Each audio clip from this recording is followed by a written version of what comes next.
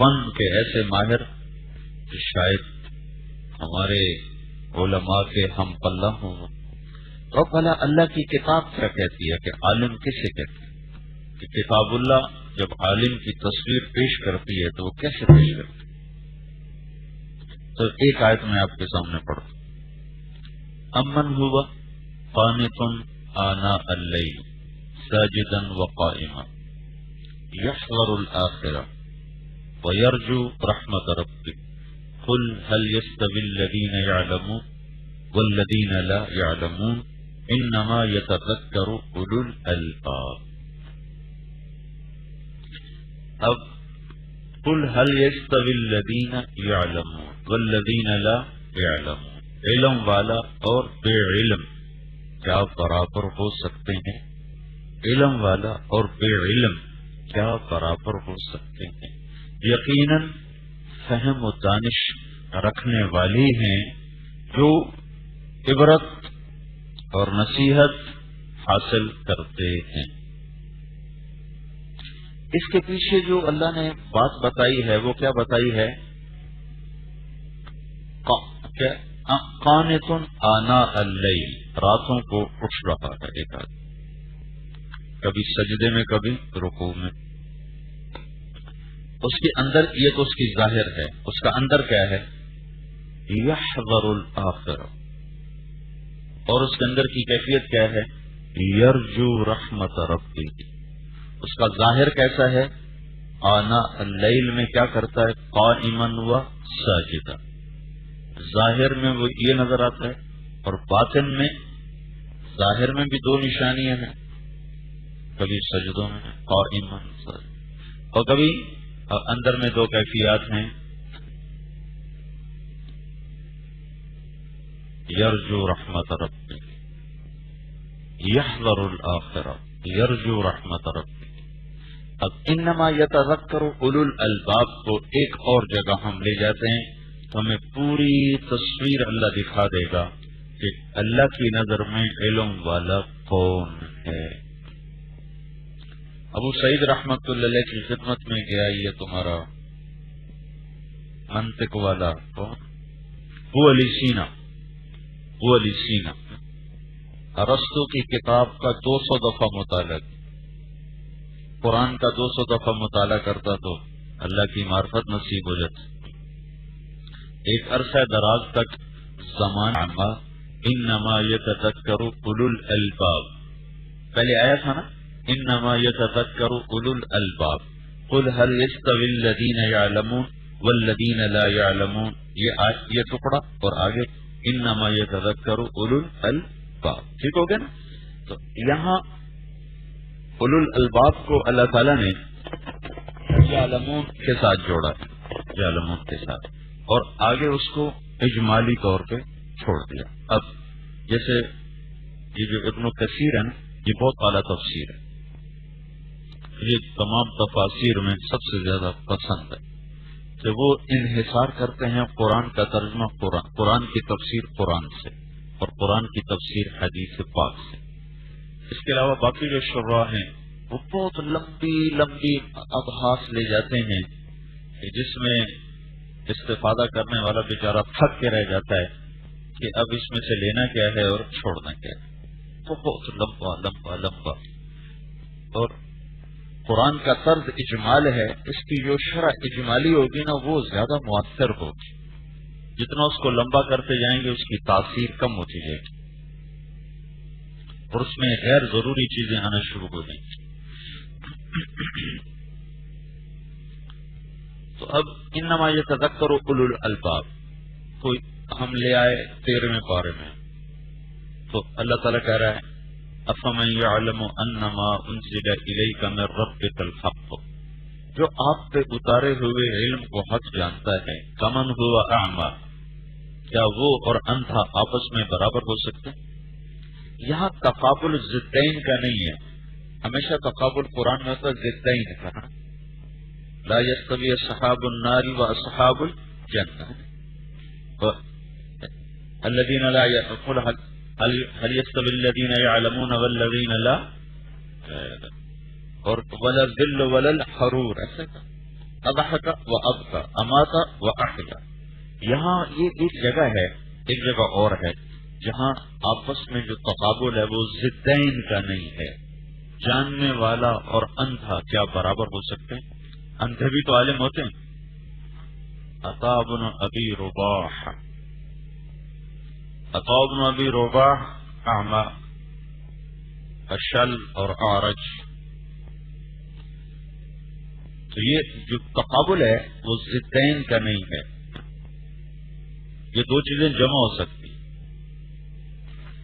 تو ابن القیم رحمۃ اللہ علیہ نے اس کو بیان کیا ہے کہ یہاں اللہ یوں کہہ رہا ہے جو اس اتارے ہوئے علم کو حق نہیں سمجھتا وہ اندھا ہے. صرف بینا دیکھنے والا وہ ہے جو اس کو حق سمجھ رہا ہے، باقی سب اندھے. ٹھیک ہو گیا؟ تو اب انما یتذکر اولو الالباب. اب اولو الالباب کون ہیں؟ تو اب ان میں 9 باتیں اللہ نے بتائیں. 9 باتیں. اولو الالباب 9 باتوں والے ہیں. دیکھو یہ چیزیں مدرسوں میں نہیں پڑھائی جاتی. تم لوگ قربانی میں پہلے کئی دفعہ کر چکا ہوں، ساری دنیا کے طلبہ سے فائق ہو. یہاں کے علماء قربانی میں ساری دنیا کے علماء سے فائق. تھوڑی تھوڑی تنخواہیں، ضروریات زندگی تک پوری نہیں ہوتی، خواہشات تو بڑی بات.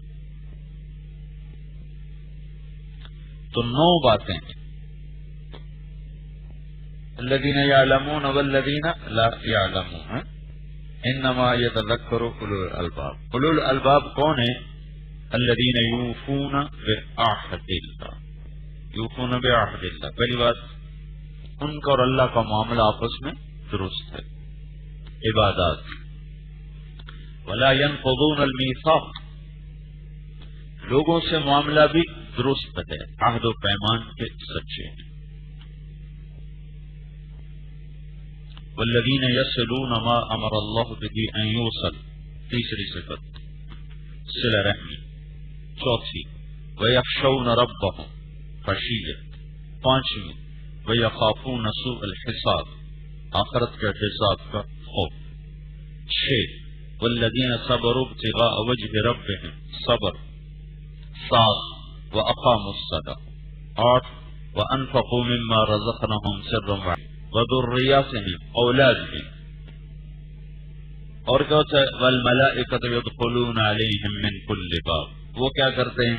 سلام علیکم. کس بات کا؟ بما صبرتم. یہ 9 باتیں کوئی آسان ہے؟ تقریر کرنا کون سا مشکل؟ یہ 9 باتیں یاد کرنا کون سا مشکل؟ تھوڑا سا حافظہ اچھا ہو یاد کر. میں نے تقریباً سارا نصاب حفظ کر لیا تھا، تو اس میں کون سے کمال کی بات؟ حافظہ اچھا ہو تو یاد ہو جاتا. عرب کا ہر بدو ایسے حافظے والا تھا، 100 اشعار کے قصیدے ایک دفعہ سن کے سارے یاد ہو جاتے. ایک دفعہ تھا سارا یاد.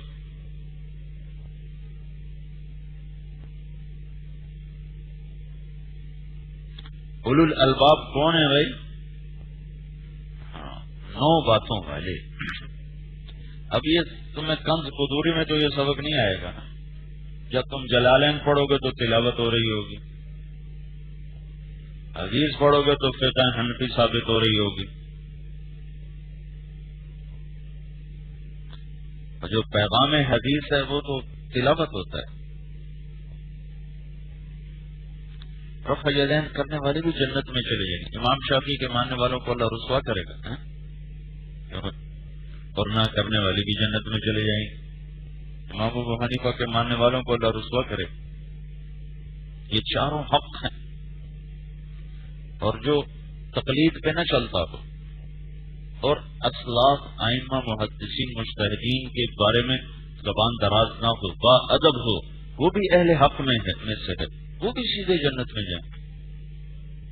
لیکن نماز کیسی پڑھنی ہے، یہ جنت دوزخ کا فیصلہ کس پہ ہو. نماز کس کیفیت سے پڑھی، کس انداز، کس اندر کے جذبے سے پڑھی. وہ تمہیں نماز خوبصورت بنانے کا شوق ہی کوئی پڑھ لی ہے کہ نماز میں خوبصورت پڑھوں، اللہ اکبر کہوں تو میں اپنے آپ سے جنگ کروں کہ یا اللہ تیرے سامنے کھڑا، یا اللہ تیرے سامنے کھڑا. میں تو مفتی زین العابدین صاحب رحمۃ اللہ علیہ کے پیچھے بیٹھ کے ان کی نماز دیکھا کرتا تھا، سیکھنے کی نیت سے پیچھے بیٹھ کے میں دیکھا کرتا کیسے نماز پڑھتا، ایسے سکون کی نماز. یا اب مولانا نظر الرحمان صاحب پڑھتے زندہ ہیں، آپ لوگ جو جاؤ گے اس سال رہنا تو ان کو بیٹھ کے دیکھنا کہ وہ نماز کیسے پڑھتے. مجھے عدنان بتا رہا تھا، مولوی عدنان داماد میرا، کہ میں ظہر کی نماز سے پہلے مسجد میں تھا تو مولانا تشریف لائے تو انہوں نے ظہر کی سنتیں شروع کی تو جب میں نے گھڑی دیکھی تو 52 منٹ میں انہوں نے 4 رکعت پڑھی. 52 منٹ میں 4 رکعت. ایک مشتاق صاحب، 2 آدمی رائمنڈ میں ایسے ہیں جن کی نماز کو دیکھو سیکھنے کی نیت سے دیکھو. 2 چلے گئے ہیں، مفتی صاحب اور مولانا سعید خان صاحب، اور 2 موجود. ایک کے رشک آتا ہے بس ہاں کیسی نماز پڑھ. کوشش تو ہونا کہ جب میں اللہ اکبر یا اللہ تیرے سامنے، جب تم میرے پاس ہوتے ہو گویا کوئی دوسرا نہیں ہوتا. فَإِذَا فَرَغْتَ فَانصَبْ إِلَىٰ رَبِّكَ فَارْغَب.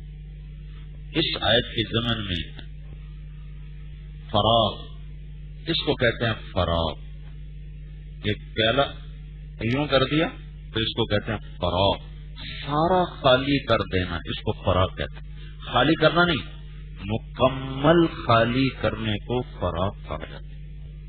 جو طالوت نے کہا یا اللہ افرغ علینا صبرا، یا اللہ اتنے طاقتور دشمن سے مقابلہ ہے کہ تیرے خزانے میں جتنا صبر ہے نا سارا ہمیں عطا کر، تب جا کے ہم جم سکیں گے ورنہ ہم بھاگ جائیں گے. یہ دعا نہیں مانگی ربنا اللہم صبرنا، ربنا صبرنا، ربنا ثبتنا، ربنا افرغ علینا صبرا. تیرے خزانوں میں جتنا صبر ہے نا سارا ہمارے اوپر ڈال، تب جا کے جالوت کا مقابلہ ہو سکے. فَإِذَا فَرَغْتَ. ابن القیم رحمۃ اللہ علیہ اس پہ لکھا ہے کہ اللہ تعالیٰ اپنے نبی سے کہہ رہے جب تو نماز پڑھنے آنا تو اپنے دل سے تبلیغ کا فکر بھی نکال کے آیا کر. یہ غم تبلیغ کا کر، ضرور کر، تمہیں بھیجا اس کے لیے، لیکن باہر جب میرے پاس آ تو بس پھر تبلیغ کا غم بھی نکال دے اور لوگوں کا غم بھی نکال دے، بس تو اور میں، تیسرا کوئی نہیں. قم اللیل الا قلیلا نصفہ او انقص منہ قلیلا او زد علیہ. یہ محبت اور شفقت کی جنگ ہے.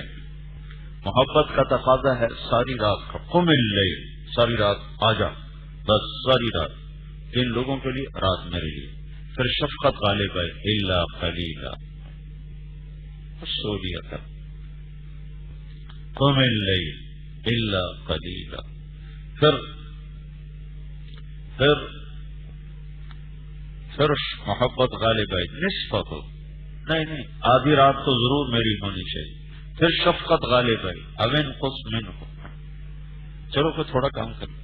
پھر محبت غالب ہے او زد علیہ، چلو آدھی سے زیادہ کر. یہ محبت اور شفقت کی جنگ ہے آپس میں. محب کا تقاضا ہے کہ محبوب بس کھڑا ہی رہے. اللہ کا حبیب کیسا ہوگا؟ جس کو اللہ حبیب بنائے وہ کیسا ہوگا؟ کیا خوش قسمت لوگ تھے جنہوں نے دیکھا. اللہ نے اپنی پسند کے مطابق بنایا ہوگا.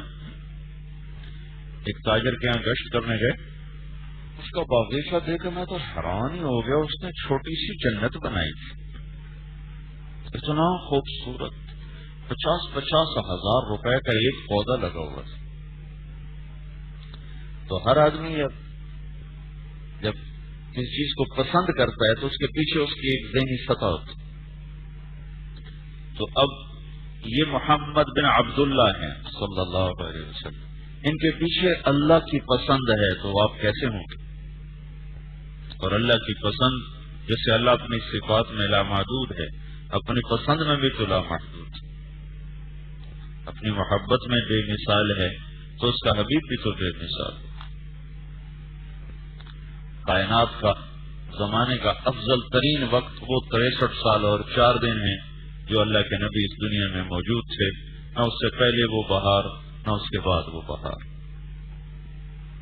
دنیا کے افضل ترین انسان ہیں جنہوں نے اللہ کے نبی کو ایمان کی نظروں سے دیکھا اور اسی پر دنیا سے چلے گئے۔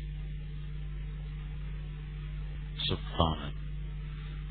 قم اللیل الا قلیلا نصفه او انقص منه قلیلا او زد علیہ ورتل القرآن ترتیلا۔ ہم لوگ تو والعصر انا اعطیناک سے ٹھیکہ کیا ہوا نا بھائی، یہی ہم نے پڑھنی ہے، ٹھکا ٹھک اور چل گئی نماز ختم۔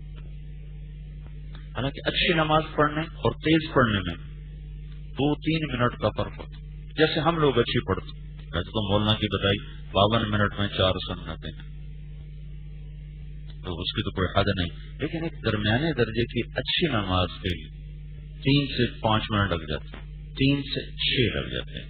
تو اوپر والے 3 منٹ میں تم نے کیا کرنا ہوتا ہے؟ کیا کرنا ہوتا ہے؟ یہ دروس سے زندگی ہے میرے عزیزو۔ تمہاری نماز اوروں کی نماز سے نمایاں تو ہونی چاہیے، کچھ فرق تو ہونا چاہیے۔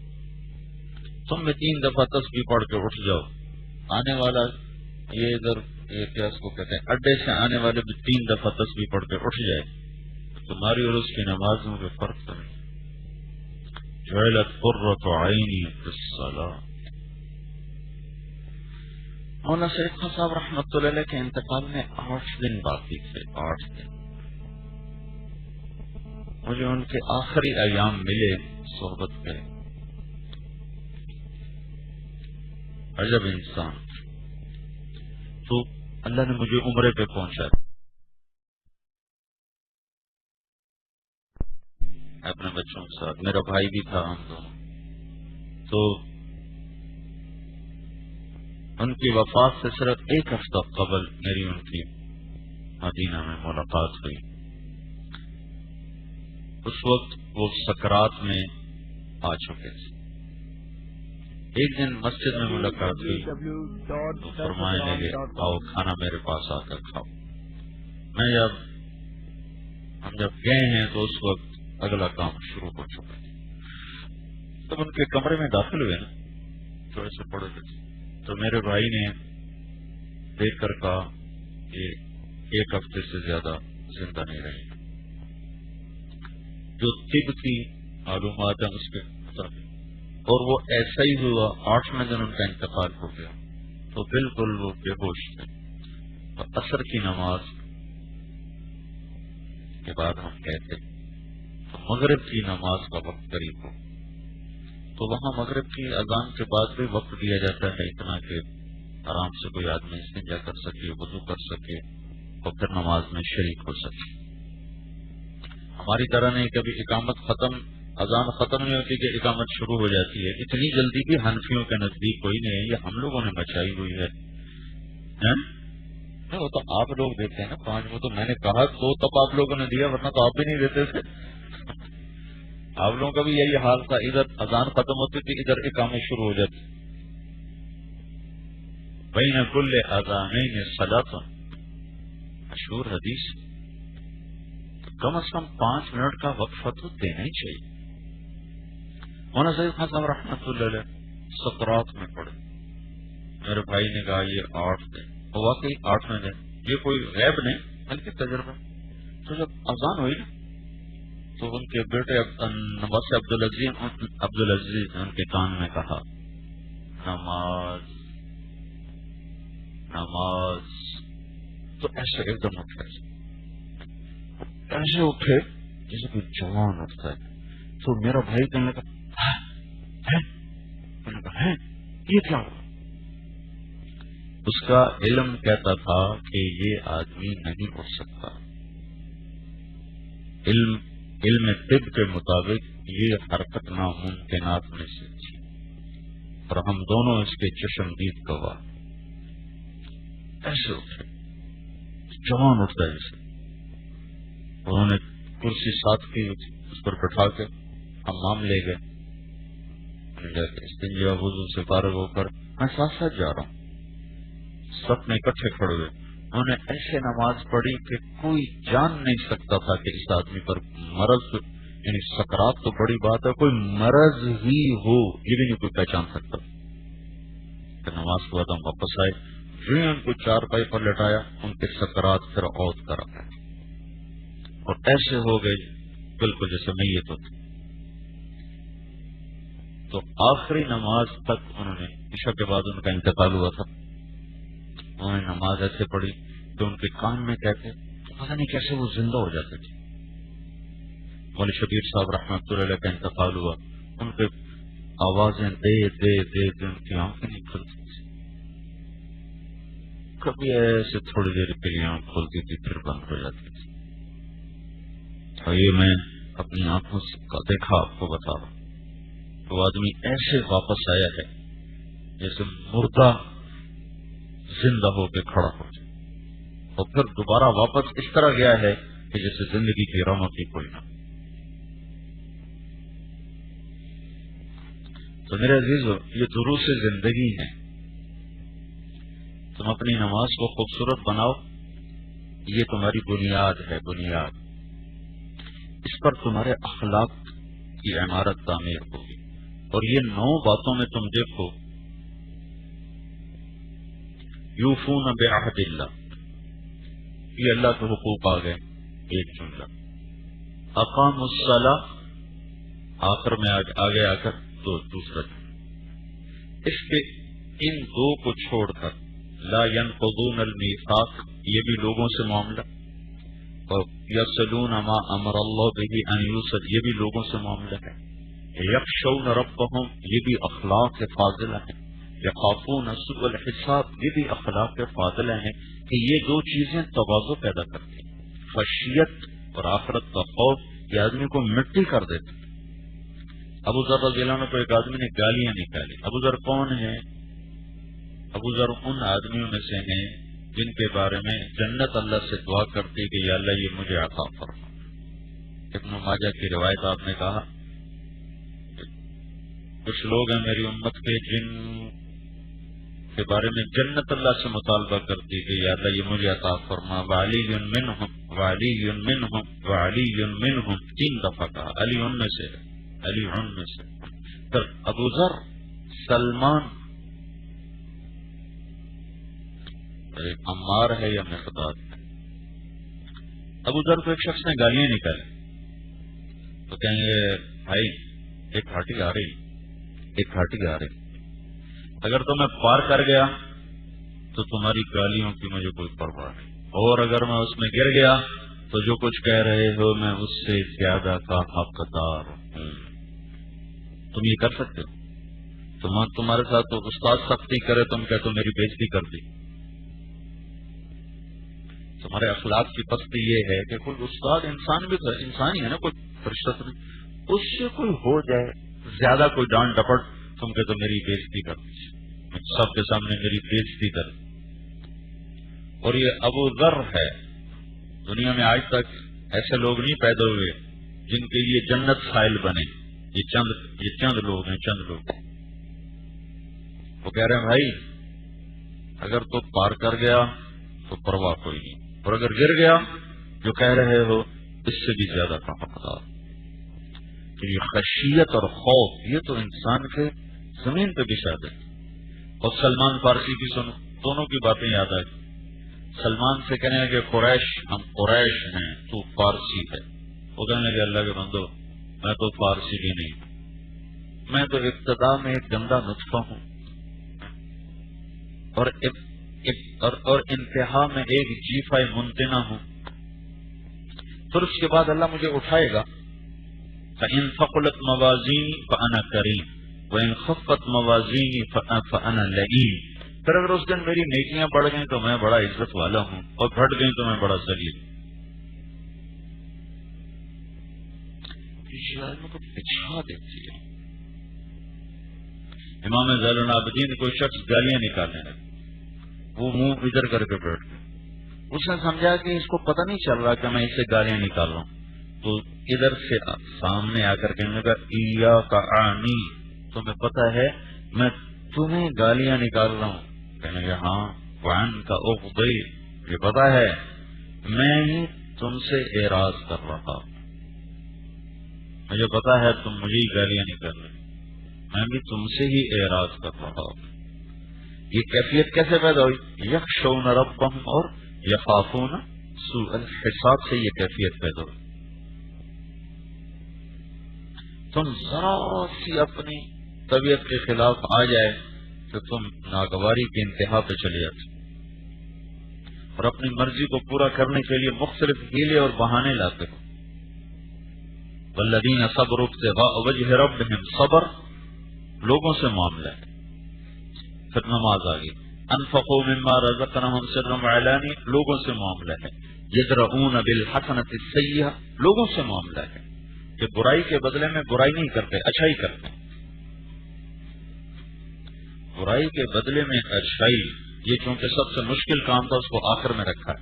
ہمارے ماسٹر محمد شفیع صاحب رحمۃ اللہ علیہ تو لمبے میں ہوتے تھے، یہ تو پترو اوکھا سوال پیچھے کرے جے سب کا پہلے کرے۔ تو یہ جتنی باتیں اللہ نے بتائی ہیں ساری مشکل ہیں، پر اس میں یہ آخری بات سب سے مشکل ہے کہ برائی کے جواب میں اچھائی کرنا بڑا مشکل تھا۔ اگر تم یہ کر جاؤ گے، جہاں تم ہوگے اللہ تمہیں ہدایت کا مینار، روشنی کا مینار بنا دے گا اور تمہارے ذریعے سے خیر کے چشمے اگلیں گے، ہدایت کی ہوائیں چلیں گی۔ پھر اس میں ایک جملہ ہے والذین یصلون ما امر اللہ بہ ان یوصل، ما امر اللہ، یہ اس جملے کی طوالت دیکھو، والذین، ہر جملہ چھوٹا چھوٹا آ رہا ہے، چھوٹا چھوٹا آ رہا ہے۔ یوفون بعہد اللہ لا ينقضون الميثاق یخشون ربهم یخافون سوء الحساب صبروا ابتغاء وجہ ربهم اقاموا الصلاة انفقوا مما رزقناهم سرا وعلانیہ ویدرؤون بالحسنۃ السیئۃ۔ سارے جملے چھوٹے چھوٹے آ رہے ہیں، آخر جملہ تھوڑا لمبا ہے، انفاق کا جملہ تھوڑا لمبا ہے، یہ جملہ سب سے لمبا ہے والذین یصلون ما امر اللہ بہ ان یوصل، جو جوڑتے ہیں ان رشتوں کو جن کے جوڑنے کا اللہ نے حکم دیا۔ اللہ نے یہاں اللہ اپنا نام لایا ہے، نماز کا حکم بھی تو اللہ نے دیا نا، اور صبر کا حکم بھی اللہ نے دیا ہے، وعدہ نبھانے کا حکم بھی اللہ نے دیا ہے، اور برائی کو اچھائی میں بدلنے کا حکم بھی اللہ نے دیا ہے، آخرت کے ڈر کا حکم بھی اللہ نے دیا ہے، لیکن صرف صلہ رحمی میں اللہ اپنا نام لایا ہے۔ ما امر اللہ، ما امر اللہ بہ ان یوصل، کہ رشتہ داروں سے سیدھ پھنستے ہیں۔ آدمی اوروں کی سہ لیتا ہے، رشتہ داروں کی نہیں سہتا۔ تبلیغ میں جا کر آپ لوگ بڑوں بڑوں کی سہ لیتے، گالیاں بھی سہ لیتے، تم کو تھپڑ مار دے تم کہتے جاؤ اللہ کے لیے معاف کیا، تمہارا سگا بھائی تمہیں اوئی کر دے تو تم اس کے گلے میں پڑتے، تم نے مجھے اوئی کیوں کہا ہے۔ مسجد سے باہر نکال کے تمہیں بستر باہر پھینک دیں، تم کا بھائی ان کی ہدایت کی دعا کرو، بھائی ان کی ہدایت کی دعا کرو۔ کوئی رشتہ دار تم سے برائی کرے کہتے اس کے خلاف مقدمہ کرو، پولیس میں درخواست کرو۔ یہ جو تبلیغ والوں کے مصنوعی اخلاق ہیں، انہوں نے یہ کرشمہ دکھایا ہے کہ بڑے بڑے دشمن دوست بن گئے۔ اگر یہ حقیقی اخلاق والے بن جائیں تو کتنی ہدایت کی ہوا چلے۔ چلے بھر کے لیے اخلاق، اور باقی جیسے وہ اسٹیج پہ ڈرامہ کرنے والا بادشاہ کا روپ دھار کے آ جاتا ہے، وہ پیچھے جا کے پھر جواد وسیم بن جاتا ہے۔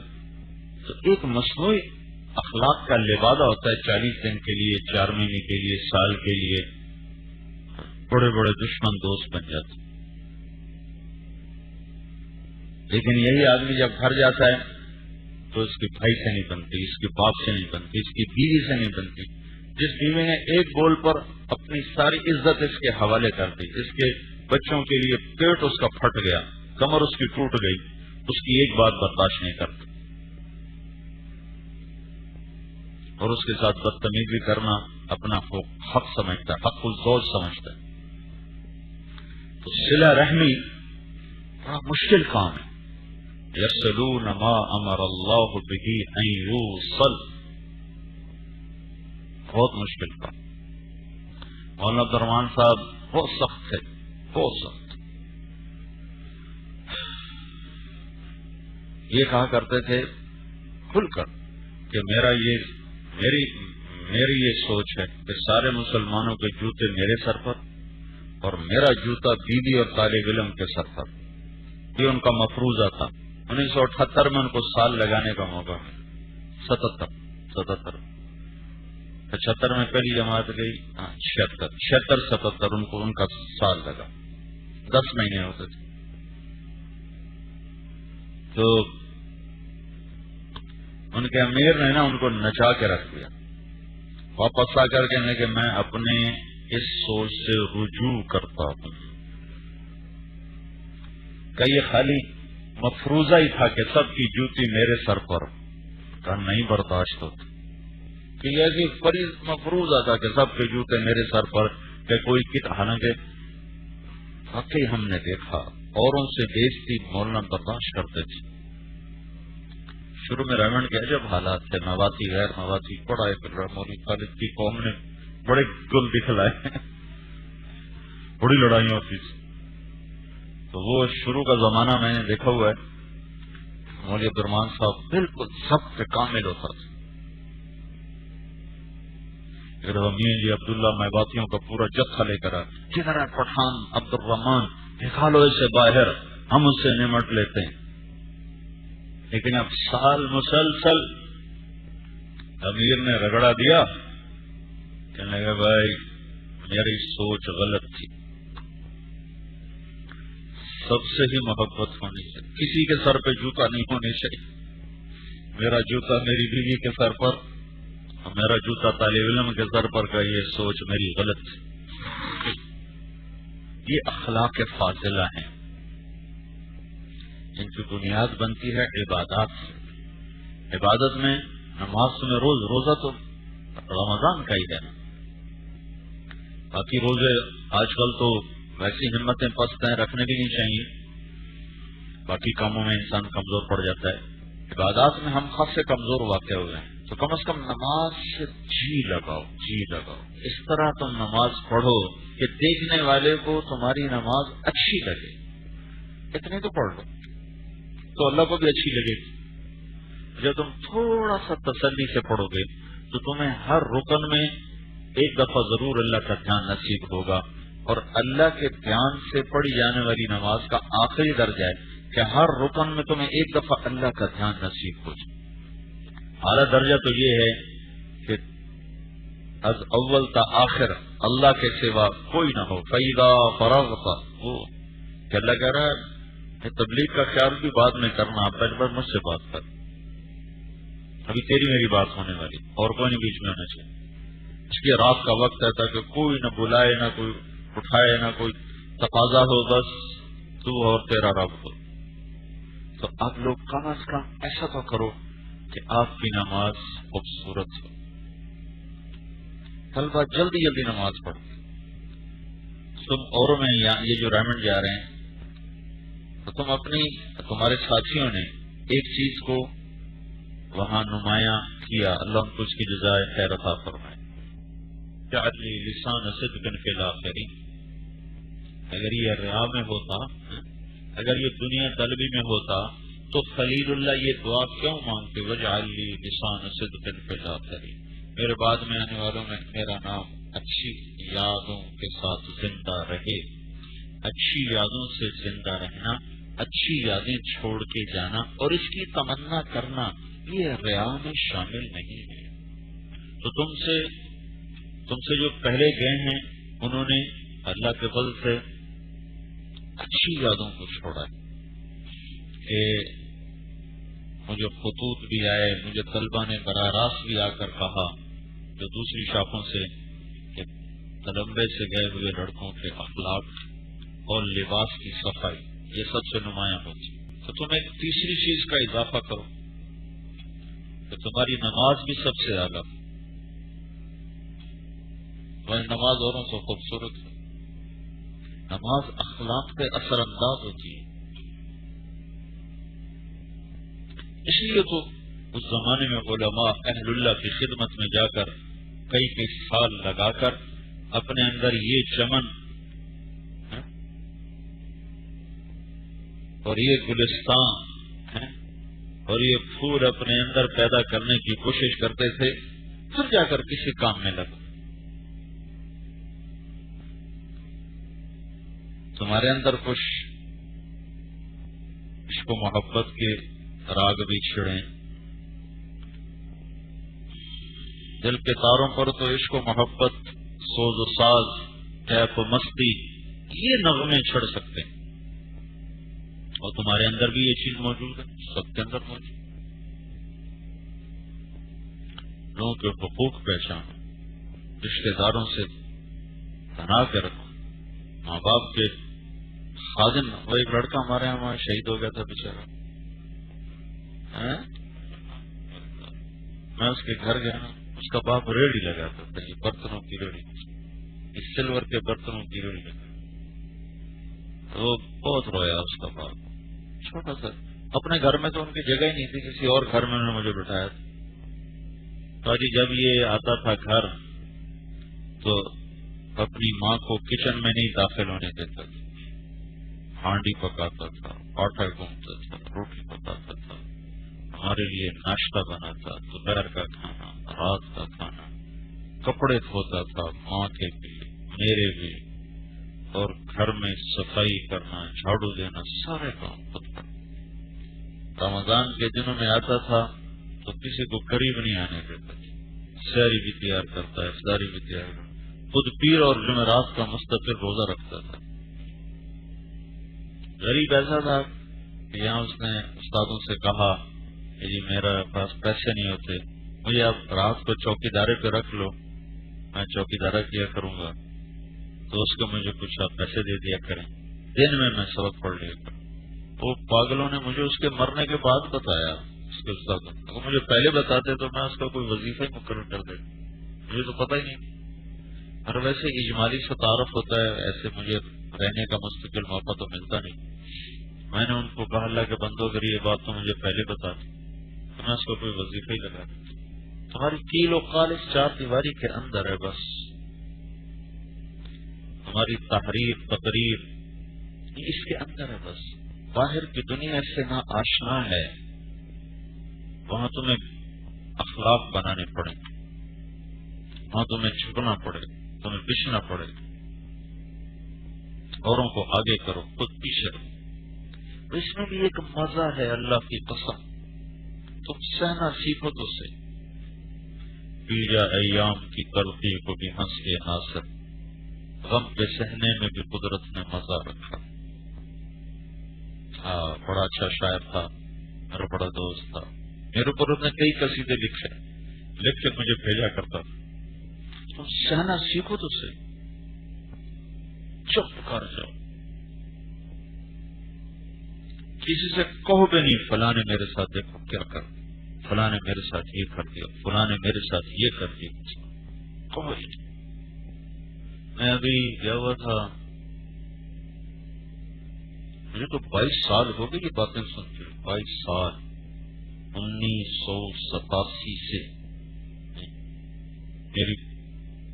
میرا تعاقب شروع کیا تبلیغ والوں نے، اور اب 2009 آ گئے، 22 سال سے، وما توفیقی الا باللہ۔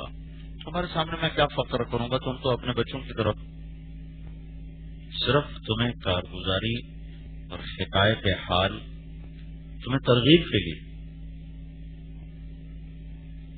1987 سے میری شہرت ہوئی، اس سے پہلے ہو گئی تھی، لیکن ایک دم شکر اللہ نے مجھے گزارے سے زیادہ دنیا دی ہوئی ہے، لیکن میری اس پر بہت میں روتا ہوں اس پر۔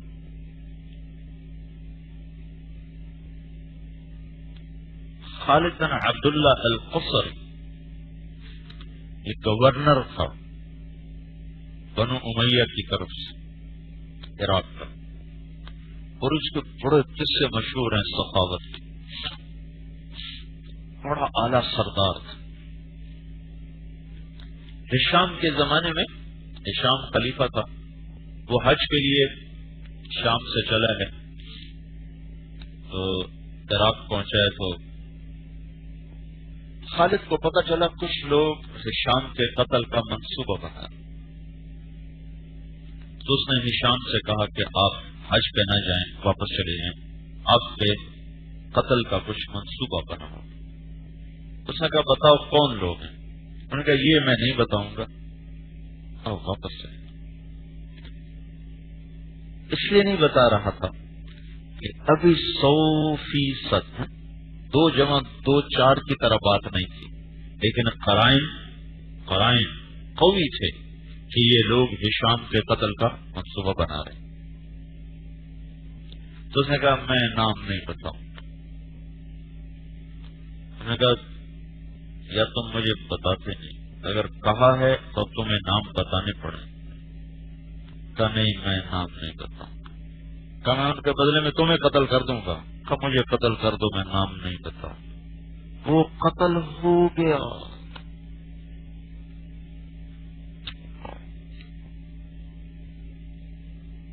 نہ کوئی وہ محدث، نہ مفسر، نہ فقیہ، عرب سردار، ساری زندگی اس کی سیاسی ہے۔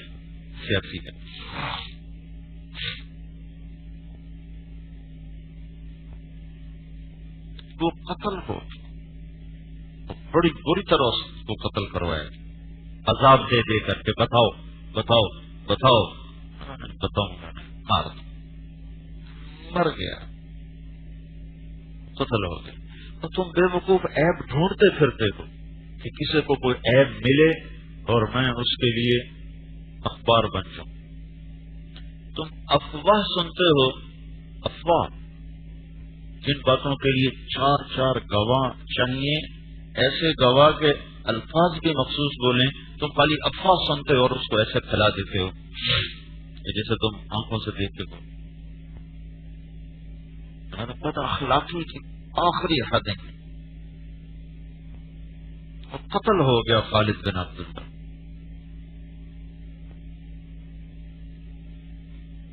اس کے پڑوس میں ایک عورت تھی، اس کی 4 بچیاں تھیں، تو اس کو پیسے نہیں تھے۔ انہوں نے کہا میں نے اپنا گھر بیچنا ہے۔ لوگوں نے کہا کتنے کا؟ کہیں گے 1,10,000۔ 1,10,000 کیونکہ آج کا دور تو تھا نہیں، کہ چھوٹا سا گھر 1,10,000 کہاں؟ 10,000 میرے مکان کی قیمت ہے اور 1,00,000 خالد کے پڑوس کی قیمت۔ جب خالد کو پتہ چلا تو اس نے اماں کو بلا کے اس کے سامنے ہاتھ جوڑے معافی مانگی کہ مجھے معاف کر، میں تیرے حال کی خبر نہ لے سکا، آج کے بعد تیری بیٹی میری بیٹی ہے، میں ان کی شادی بھی کروں گا اور تیرے گھر کو بھی نہیں بکنے دوں گا۔ یہ ایک سائل آیا، کہنے لگا کچھ دو، کہنے لگا کتنا؟ کہنے لگا 1,00,000۔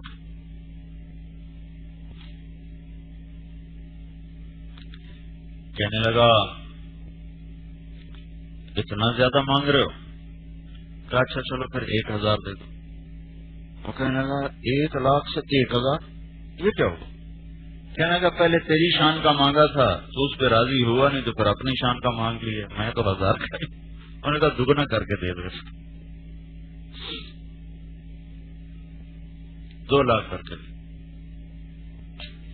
بڑا اس کے خوبصورت قصے، وہ جو پہلا خلق معتزلی تھا، پتہ نہیں جہم بن صفوان کے صفوان بن جہم، کوئی نام یاد ہے؟ اس کو اس نے قتل کیا۔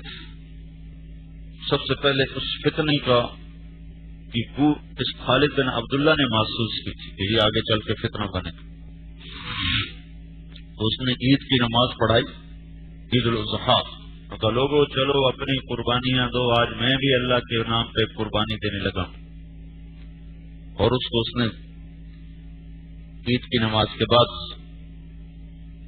قتل کیا۔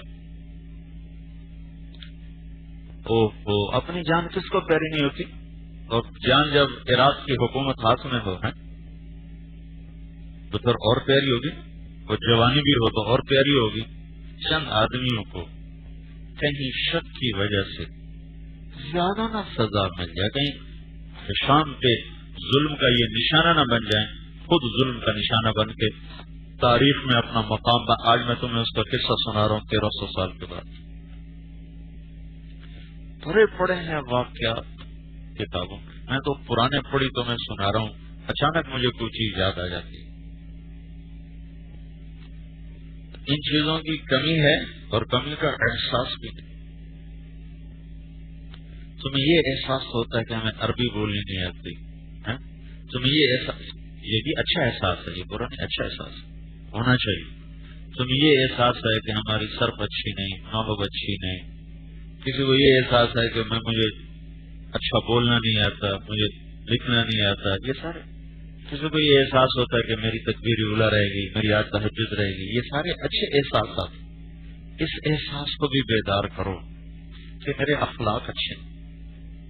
یقین مانو میں منبر رسول پر بیٹھا ہوں، مولانا سعید خان صاحب کو دیکھنے کے بعد پتہ چلا کہ میرے اخلاق اچھے ہیں. اس سے پہلے احساس بھی نہیں. میرا ان کے ساتھ 1986 سے سفر شروع ہوا. 1986 میں نے پہلا سفر ان کے ساتھ کیا. وہ تو ایسے ہی اجمالی سطح بہاولپور گئے تھے، واپسی پر ملتان، میرے گاؤں بھی آئے تھے. یہاں میرے گاؤں میں بھی آئے ہوئے، یہاں کھانا بھی کھایا، تھوڑی دیر آرام بھی کیا.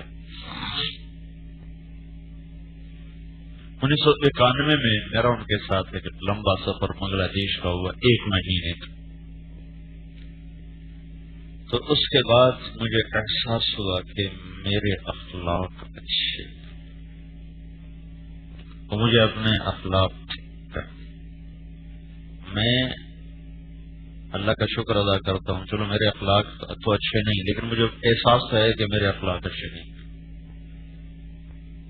دیندار طبقے میں یہ احساس مٹ چکا ہے کہ ہمارے اخلاق اچھے نہیں. یہ احساس ہی مٹ چکا ہے. ایک دوسرے کی ٹانگیں کھینچنا، ایک دوسرے پہ الزام لگانا، ایک دوسرے سے حسد کرنا، ایک دوسرے کی غیبت کرنا، اور اس پہ کوئی ندامت نہیں، ذرا کسی کی برداشت نہ کرنا. میں 1971 میں گیا اور 1991، کتنے سال ہو گئے؟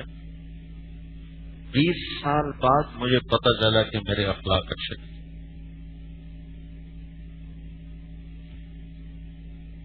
کتنی مشقتوں سے پڑھا. میں تو بڑی سہولتوں کی زندگی چھوڑ کے گیا تھا. میں کیا گیا تھا؟ اللہ ہی دے گیا. میں تو چاہتا ہی نہیں تھا، اللہ ہی دے گیا.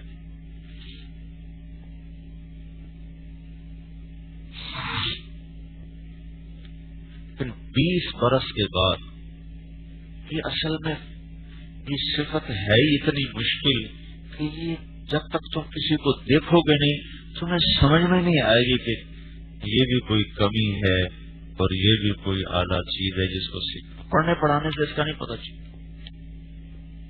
لکھنے لکھانے سے، پڑھنے پڑھانے سے، تقریریں کرنے سے، تبلیغ میں جا کے آدمی سیکھتا ہے، لیکن یہ چیز سیکھنے سکھانے سے نکل چکی ہے.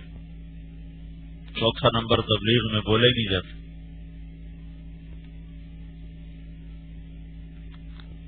جس کی وجہ سے یہ خلا باقی رہتا. تو میری یہ کوشش ہے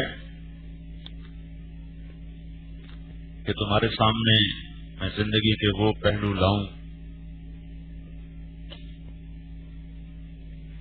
جس کی دنیا کو بڑی محتاجی ہے، جس پہ تم خود بڑے محتاج، تو تمہاری شخصیت کو مکمل کرنے والی چیز. کوشش کرو گے تو اللہ تمہیں عطا کرے گا. میں نے دیکھا نہ تو میں لمبی نمازیں پڑھ سکتا ہوں، نہ پیدل سفر کر سکتا ہوں. ولی خالق کا تو 1.5 سال کا سفر ہوا. 1.5 سال کون سا روکتا؟ یہیں سے پیدل پاکستان سے ہی. دوسرا سال کا ہوا تھا، وہ کہاں ہوا تھا؟ تب میری تو ہمت نہیں کہ میں سال کا سفر کروں، یا 7 مہینے پہنچے تو 7 مہینے نہیں ہو سکتا.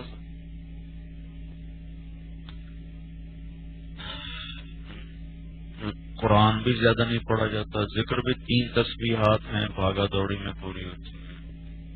تہجد بھی ایسی ہے کہ خود پڑھنے پر رونا آتا ہے کہ یہ تہجد پڑھی ہے، تہجد کا مذاق اڑایا. تو لہذا عبادات کا جب میں نے اپنا حال دیکھا تو بس تنہم داغ داغ شد، کمبا کجا کجا نہم والی بات نظر آئی. یہ تو کچھ بھی نہیں ہے.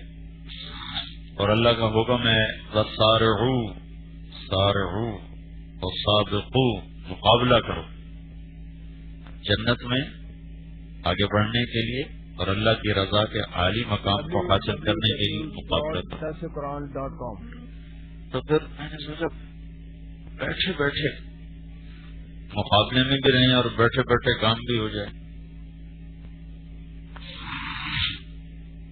تو مجھے یہ خانہ خالی نظر آیا، مکارم اخلاق والا، درگزر والا، غیبت چھوڑنا، چشم پوشی، درگزر، یہ جتنے مکارم کہلاتے ہیں یہ خالی نظر آیا. اور ادھر یہ سب کچھ مولانا سعید خان صاحب کی صحبت کے بعد میری سوچ، اس سے پہلے تو کچھ بھی نہیں، کسی چیز کی کمی کا کوئی احساس نہیں. بس ایک تقریر اللہ نے چلا دی تھی، اسی کے تکبر اور گھمنڈ میں زندگی گزر رہی تھی. تو پھر میں نے اللہ سے دعا کی کہ یا اللہ بس یہ چیز مجھے دے دے، مجھ سے عبادات والا خانہ نہیں پر ہو رہا. اور ادھر یہ سودا بڑا مہنگا ہے کہ تھوڑا سا بھی ہاتھ میں آ جائے نا قیمت بڑی ملے گی. پھر ایک اور بات یاد ہے، معاویہ رضی اللہ تعالیٰ عنہ نے احنف بن قیس رضی اللہ عنہ کو بلایا، فرمانے لگے تیرے بارے میں نا مجھے یہ شکایت پہنچی. فرمانے لگے یہ غلط ہے، غلط ہے.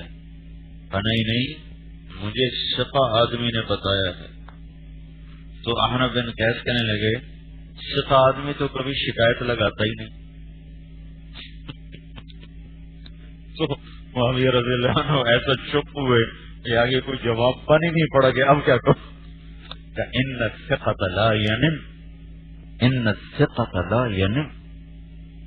ثقہ آدمی تو کبھی شکایت لگاتا ہی، کبھی چگلی کھاتا ہی.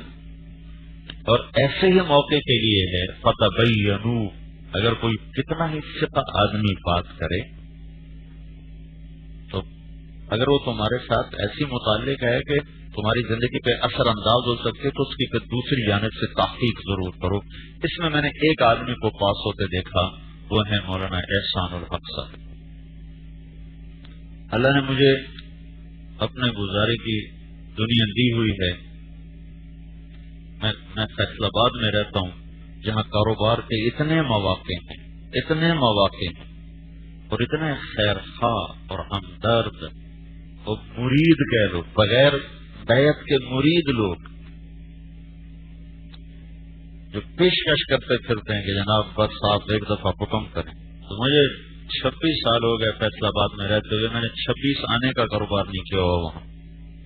میں یہاں سے وہاں جا کے خرچ کرتا ہوں کہ صرف میں اپنا دامن بچاتا ہوں کہ اللہ نے اب ایک میری شہرت بنا دی ہے رائمنڈ کی نسبت، تبلیغ کی نسبت، تو کہیں اصل لوگ میری وجہ سے بدنام نہ ہو جائیں.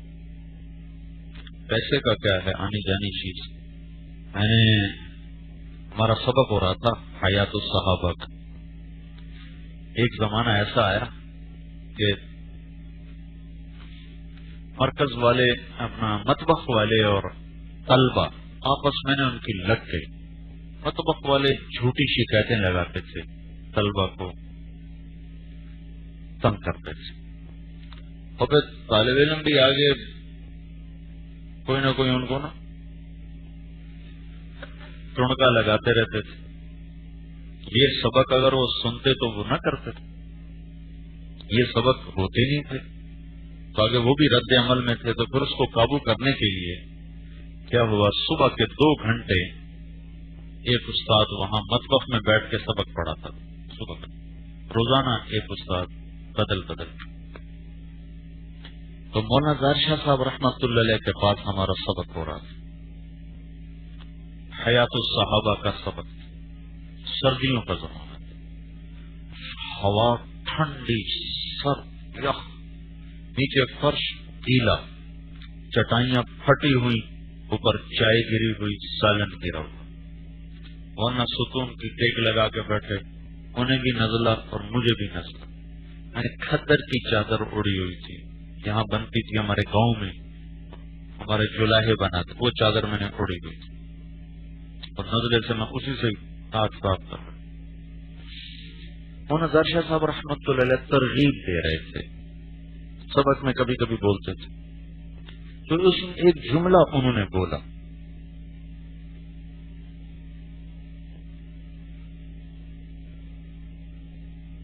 شاید کسی کو بھی یاد نہ رہا، میرے ذہن میں اٹک گیا. فرمانے لگے رائمنڈ کی نسبت کو بیچنا نہیں. تو میرے ذہن میں غالباً اس لیے اٹک گیا کہ میں نے آپ کو پہلے صورت واقعہ پہلے بتائی ہے تاکہ اگلی بات آپ کو واضح ہو سکے کہ ہم کس طرح بیٹھے تھے. تو میرے دل میں آیا کہ اس میں بیچنے والی کون سی چیز ہے جو کہہ رہے ہیں رائمنڈ کی نسبت کو بیچنا نہیں. پھٹی چٹائیاں، ٹھنڈے فرش، یخ ہوائیں اور مطبخ میں سبق، ٹوٹے پیالوں میں چائے، پرانی پلیٹوں میں روٹیاں اور سالن.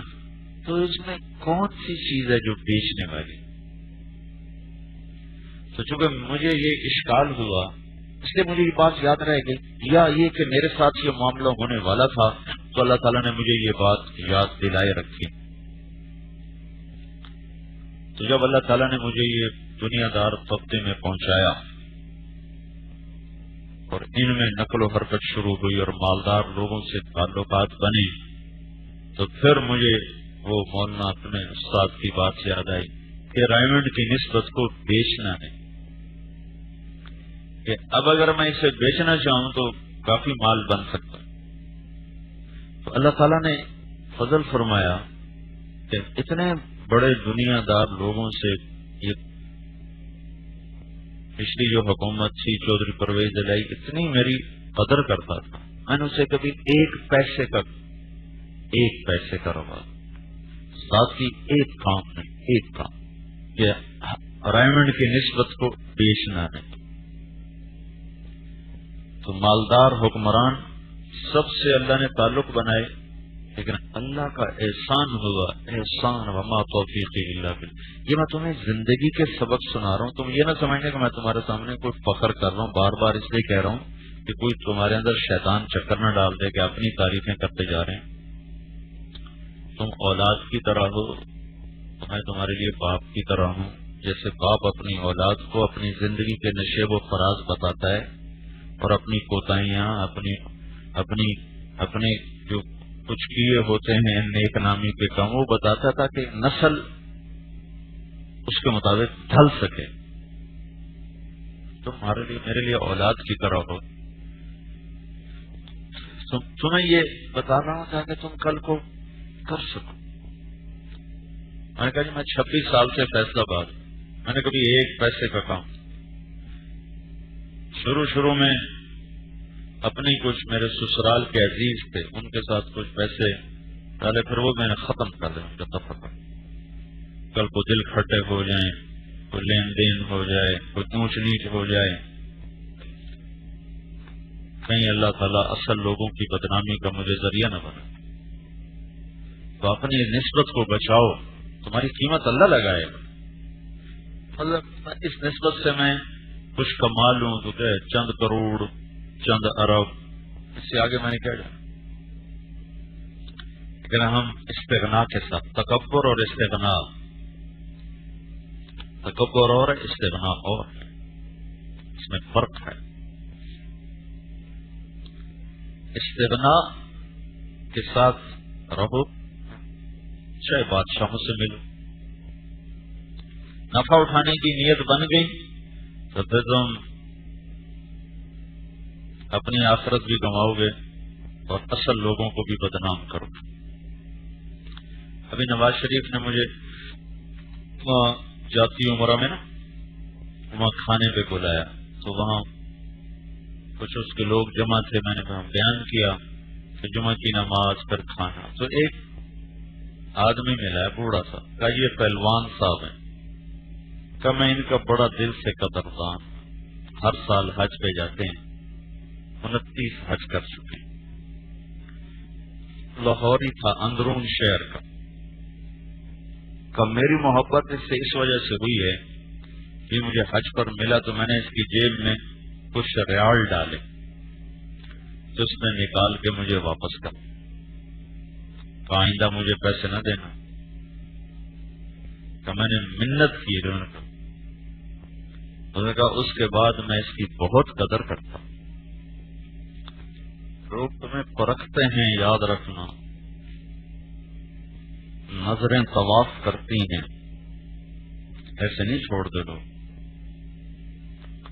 تو بس اللہ سے مانگو کہ اللہ تعالیٰ وہ اخلاق فاضلہ نصیب فرمائے۔